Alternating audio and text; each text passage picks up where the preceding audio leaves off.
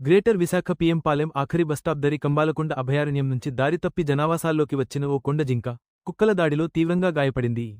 గర్భిణిగా ఉన్న కొండమేక శనివారం సాయంత్రం అటవీ ప్రాంతం నుంచి సంభువానిపాలెం అటవీ చెక్గేటు దాటి రాగా అదే సమయంలో వీధి సునకాలు దాడి చేసి జింకను కరవడంతో తీవ్ర గాయాలతో ఓ అపార్టుమెంట్ ప్రాంగణంలో తలదాచుకుంది.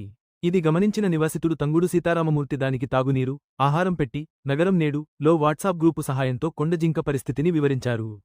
సమాచారం అందుకుని అటవీశాఖ రేంజ్ అధికారి శాస్త్రి, బీట్గార్డు ఎల్లారావు తదితరులతో అక్కడికి చేరుకున్నారు. జూ వైద్యులు భానుప్రతాప్ జింకకు అత్యవసర వైద్యం అందించి వాహనంలో జూకు తరలించారు.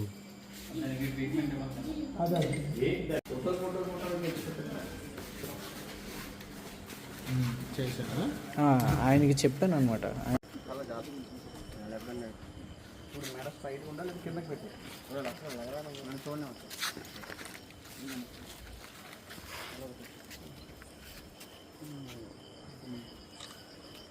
ఓకే